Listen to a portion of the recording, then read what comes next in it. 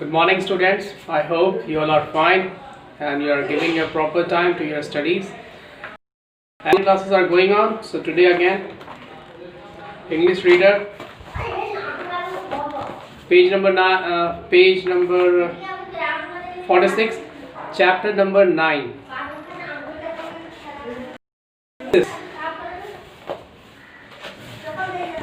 Nemesis जो ये story है बेसिकली बहुत ही अच्छी स्टोरी है।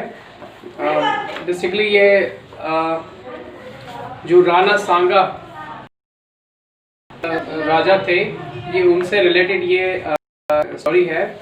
इसमें बताया गया है कि कभी भी some people think that advantage gained by treacherous would be their।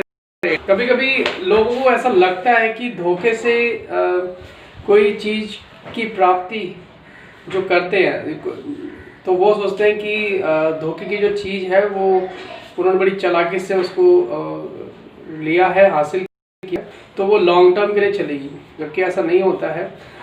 धोखेधड़ी से हासिल हुई चीज़ ज़्यादा टाइम तक नहीं चलती और बुरी चीज़ का हमेशा जो एंड होता है वो हमेशा बुरा ही होता है। बुराई का एंड कभी भलाई से नहीं हो सकता। तो इसलिए हमेशा अच्छा करना चाहिए, धोखा वोखा नहीं करना चाहिए। लेकिन फिर भी लोग मानते नहीं और जो उन्हें अच्छा लगता है दूसरे की चीज़ के लिए लोग लालच रखते हैं, जो कि अच्छी चीज़ नहीं है। हमें हमेशा अपनी चीज़ों से संतुष्ट रहना चाहिए और कभी भी सोच नहीं रखनी चाहिए।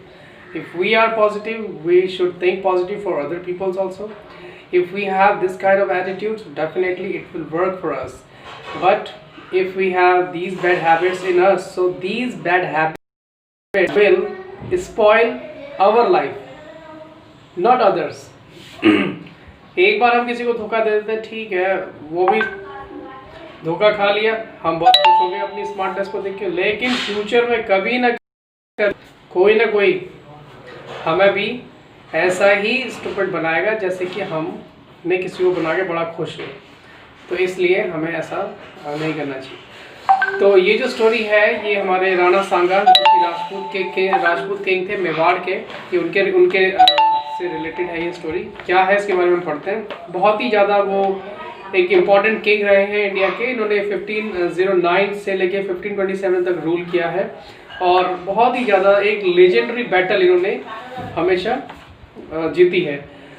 और जो मेन इनकी बैटल्स थी, जो इनकी लड़ाइयाँ थी, उसमें Lodhi of Delhi, Muslims, rulers of Gujarat and Malwa. The most important thing about him was he brought Rajput states under one banner, यानी कि इनके अंदर एक काबिलियत थी, जितने भी राजपूत थे राजपूतों को एक किया। इसने राजपूतों को बताया, उन्होंने बताया कि राजपूतों को कि आप यूनिटी में रहिए। अगर आप यूनिटी में रहते हैं, अगर हम यूनाइटेड हैं तो हमें हरा पाना बड़ा मुश्किल होगा। तो और जब तक ये यूनाइटेड थे तब तक इनको कोई हरा भी नहीं पाया, लेकिन इनकी यूनिटी जरा सी भी कमज़ोर हुई तो उसका फिर लोगों ने फ़ायदा उठाया। वो क्या था उसको हम आगे पढ़ते हैं। 1519 में एक बार सुल्तान महमूद थे, सुल्तान महमूद, उन्होंने इनसे फाइट किया। जो उस बैटल में इन्होंने उसको हराया, लेकिन उसने इनसे सॉरी बोल दिया। उसने कहा सर सॉरी, तो उन्होंने इसको सॉरी बोला। राणा सांगा ने उसको माफ़ कर दिया और माफ़ भी कर दिया और उसका जो जीता हुआ जो राज्य था वो भी उसको रिटर्न कर दिया एज ए गेस्ट। आप समझ रहे हो। लेकिन हमारे इस स्टोरी में एक ट्रेटर भी था। ट्रेटर होता है गद्दार जो होता है, ठीक है। और ये जो गद्दार था इसका नाम था Silhadi. He was a Tomar Rajput, ये तोमर राजपूत थे and was a chieftain of Malwa under overall sovereignty of sultan Mahmud. और चीफ था ये सुल्तान महमूद वाली सिक्योरिटी में। तो जैसे कि हमने पहले बताया, राणा सांगा जो थे, राणा सांगा एक बहुत ही अच्छे और मजबूत किंग थे, रूलर थे। बहुत सारी बैटल्स उन्होंने लड़ी थी और सारी बैटल्स उन्होंने बहुत अच्छी ब्रेवली जीती भी थी। तो और राणा सांगा का एक कॉन्सेप्ट ये था कि जितने भी राजपूत हैं वो हमेशा यूनाइटेड रहें, एक रहें, क्योंकि जब में कोई डिफीट नहीं कर सकता। बहुत ज़्यादा वो राजपूत स्ट्रांग थे उस वक्त, और राणा सांगा भी दूसरों से भी ये एक्सपेक्ट करते थे, ठीक है, समझाते थे लोगों को, मतलब अपने राजपूतों को इकट्ठा रहने के लिए बोलते थे। तो जिस टाइम ये रूल कर रहे थे उस टाइम दिल्ली को ये चाहते थे कि Delhi to keep Mughals invader, जो मुगल के जो इन्वेडर हैं, जो बाहर से आते थे लड़ाई करने के लिए हमारे इंडिया में, वो दिल्ली में वो दिल्ली तक ना पहुंच पाए, दिल्ली तक ना राज कर पाए। जो बाबर था, बाबर भी कोशिश कर रहे थे इंडिया में आने की।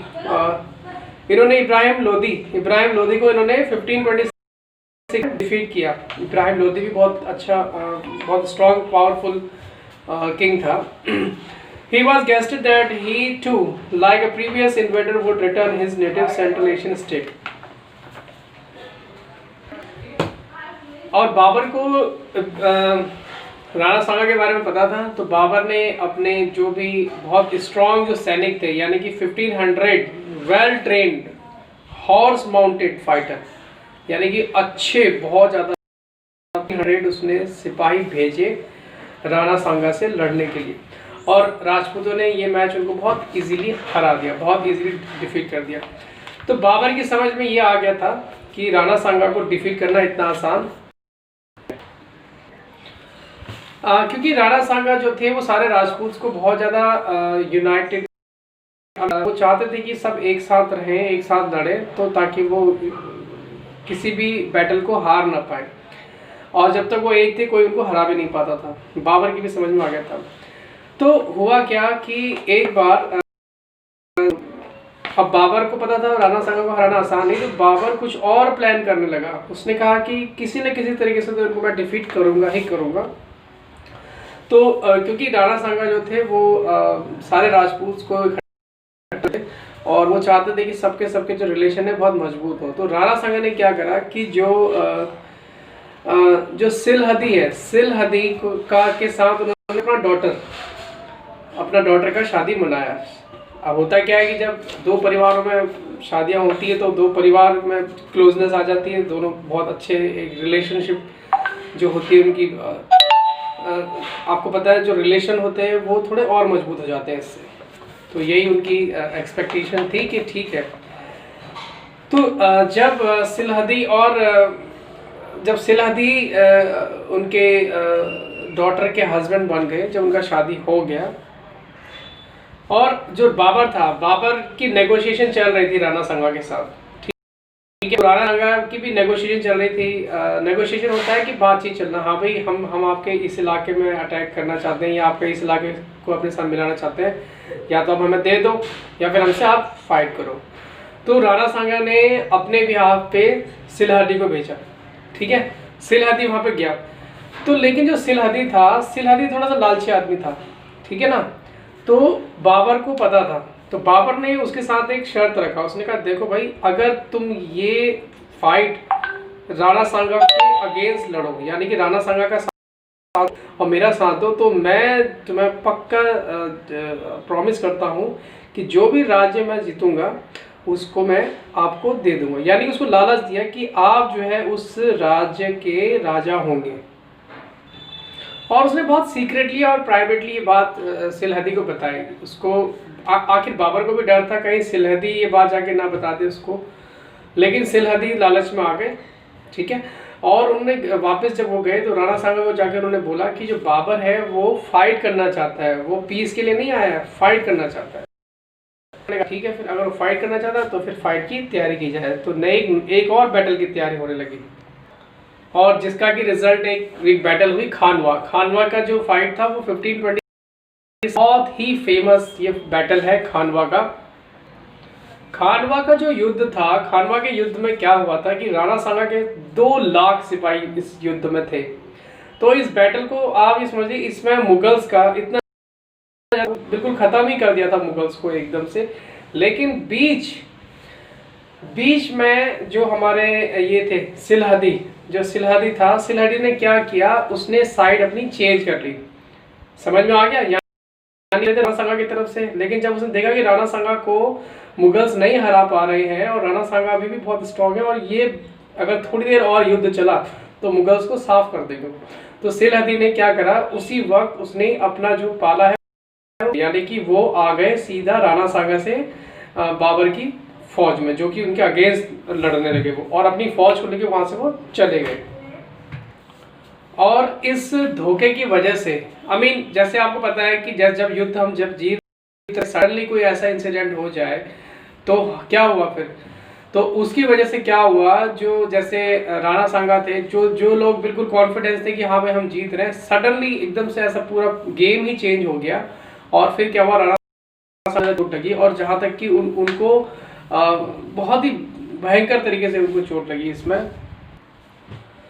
तो इसके बाद भी फिर जो भी हिंदुओं का जो जीत रहे थे, जो वो राजपूत, उस मैच को फिर वो मैच को नहीं जीत पाए, और वो जो बाबर है, बाबर ने वो स्टार्टिंग किया वहाँ से जीत का, और फिर उसने अपने पैर अपना पसारना स्टार्ट किया इंडिया में। उसके बाद क्या हुआ कि